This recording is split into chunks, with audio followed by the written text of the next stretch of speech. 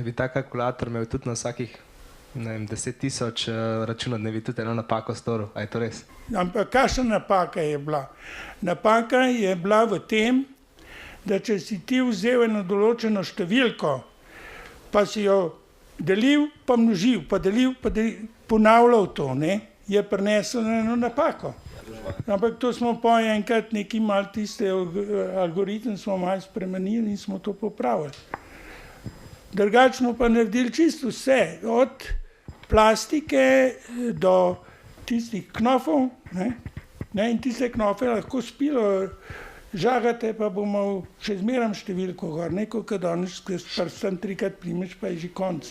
Ker je bil narejen ta tipka je bila narejena z dvojnim vlivanjem plastike. Najprej so naredili številko, pa so pa to zalili s drugo barvo, ne.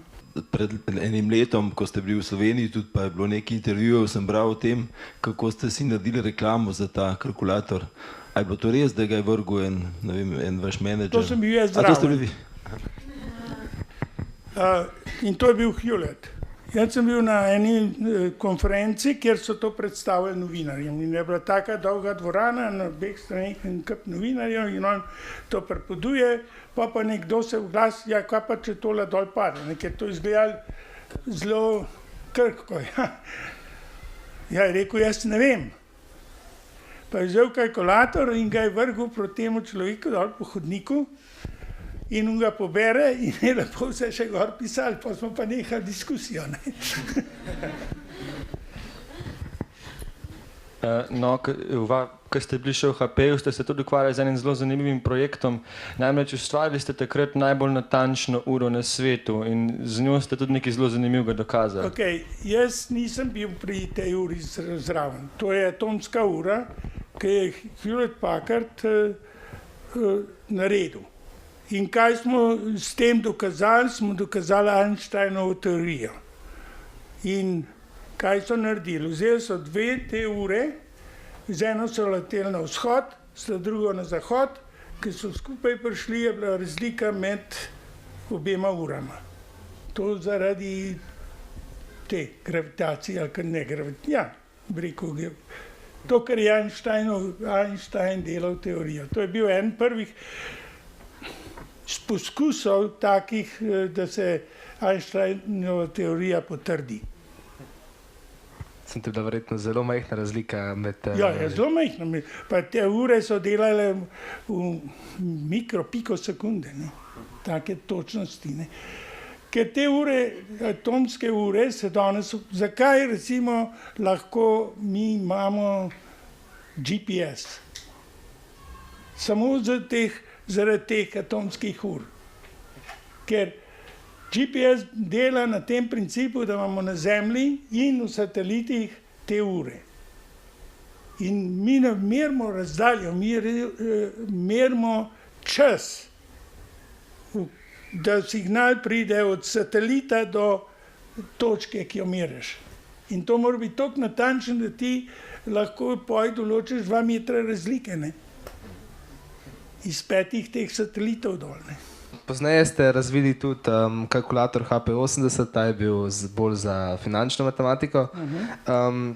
Mene zanima, kakšen je bil potem način dela v podjetju, kaj je oblikovalo to razvojno pot? Okej, ta HP80 je bil tisti, ki je bil za finančnike. In tisti sem bil pa jaz dejansko še enega. Jaz sem dobil nalogo, da naredim ta kalkulator za finančnike, ne, ki naj bi računal obrestni račun, pa to, ker so drugi prej uporabljali cele tablice teh algoritmov. In meni je bilo rečeno, da bom to naredil. Jaz sem rekel, jaz lahko naredim kalkulator, ampak jaz nimam pojma, kaj oni sploh računajo, ne. Je treba algoritme imeti, pa šele lahko to narediš, ne. No in pa sem enega našel in z njim so potem te algoritme spravila skupaj in naredila ta kalkulator. In na tem kalkulatorju imamo tudi en patent, ki upravlja tistih 5 tipk, ki je gor.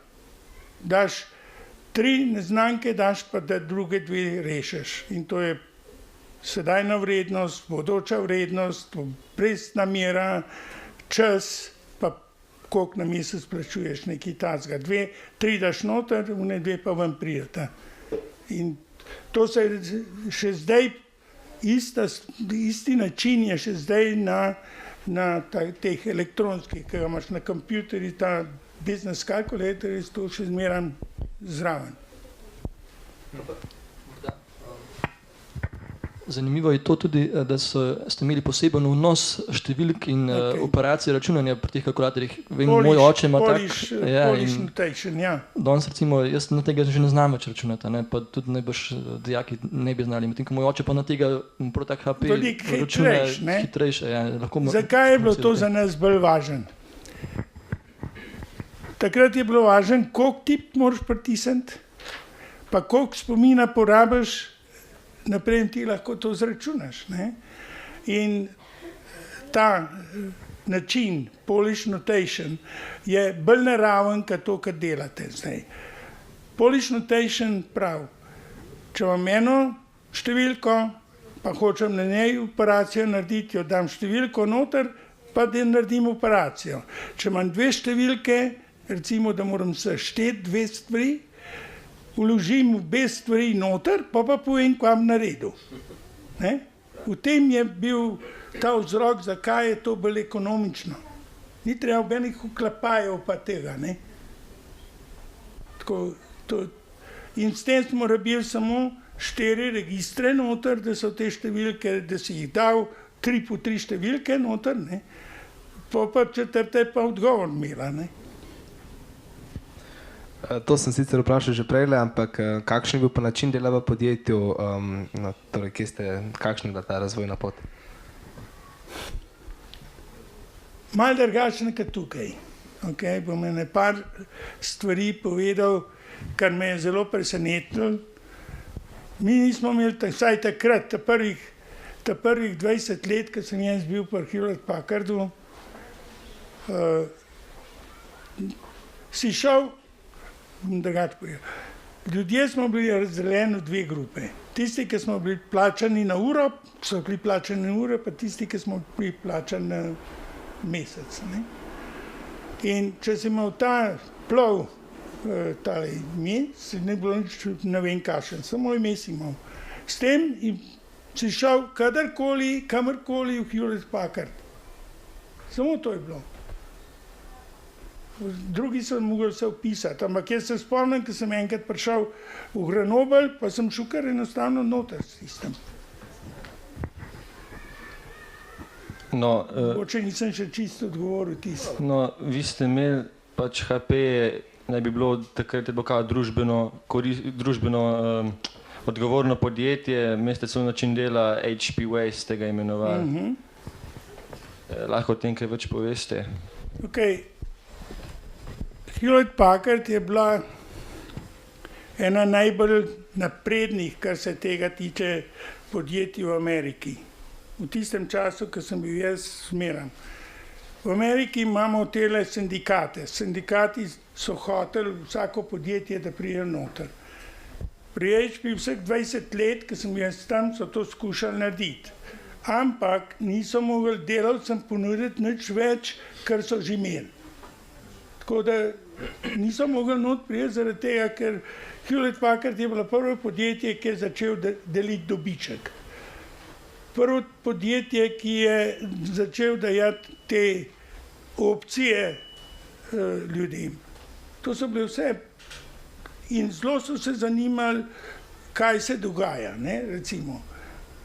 Tole je sicer malo bolj tako enostavno, banalno, ampak takrat, če si imel otroka, so ti poslali eno dekco za tega otroka in tako naprej. Take malenkosti po en stran, po drugi stran so pa naredili to, da so ljudje bili zvesti.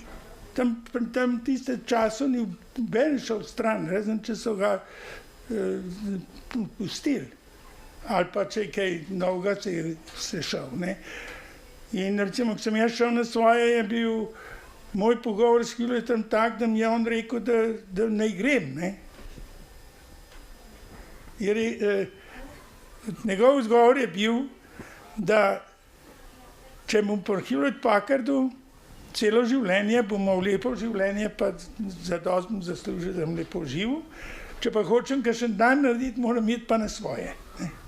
In mi je on dejansko pomagal, da sem šel na svoje. Vprašal sem ga tudi, kaj pa tisti, jaz sem pravzaprav svoj primer dal, ampak meni pa HP zelo všeč, če imam to na svoje, ker sem patent že imel takrat, moram jaz z njim jeti, ker drugače ga ben vzel. In on je pa rekel, da brez nadaljnjega lahko pridem nazaj, ker grem tako odprto stran. Če pa pokradeš nekaj, pa seveda nisi.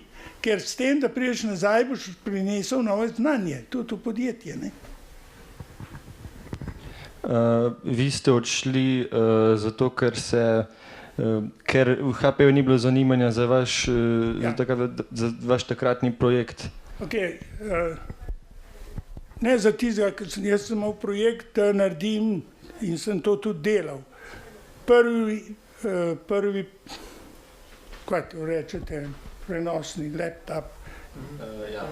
Prenosni računalnik. Jaz sem predlagal in smo delali tudi prvi prenosni računalnik. Ampak največji problem je bil to, da takrat tale displej še ni bil znan. Sploh še ni obstojal. LCD displej. LCD, ja. Razen unaj na CV. TV je bil, ampak ne moreš TV dati v laptop. No in je tisti projekt, ki je bil izdelan, mi smo tudi prototip delali na ta način, da smo projicirali z ogledali 2 centimetra, to se pravi, recimo 4x4 centimetra veliko sliko na osciloskopu, smo jo povečali pa projicirali, ampak ni bilo zadosti svetlobe.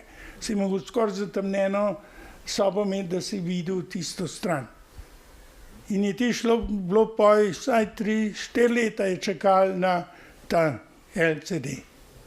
Ampak snova je bilo pa vse. Tisti smo imeli tipkovnico, miško, telefon, vse to je bilo v tisti škatli, ki je bila briefcase, smo rekli takrat, toliko visok, pa velikosti unga kovčka, ki smo jih takrat vsi nosili.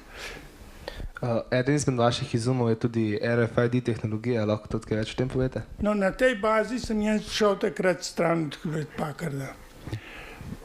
Jaz sem predlagal, da Hewlett Packard dela ključavnice in oni so ugotovili, da je to premajhna in jaz sem se strinjal z njim. To je eno začetno podjetje, da v to greš. In so mi dovolili, da sem zaprosil za patent sam. No in po tistem sem začel to RFID in to so bile, originalno so bile to ključavnice za kontrolo vhoda. In tam smo naredili ta RFID. Kaj je v RFID? Namen tega je, da v kartici, ki jo imaš, ni baterij, je pa elektronsko vezje. To se pravi, natisk je pa na steni, je pa poganjan in ima eno rezonančno vezje, katerega ta dobiva in iz njega naredi energijo za poganjati ta čip, pa nazaj informacijo. To je RFID in iz tega se je vse to naprej razvilo. Recimo tole karto, ki jo imate tle, to je eno, to je zdaj toliko majhen. Ampak zdaj sem hotel omeniti uno karto, ki jo imate za avtobus. Urbana. Tista karta se je začela točno na tistem vezju, ki sem ga jaz v Iskro prinesel takrat, ki sem prej rekel, je bilo sodelovanje. In mi je predlanskem na enem sestanku nekdo se dvigne, to je bil Urbano dela Četrta pot v Kranju. Je podjetje, ki dela te kartice.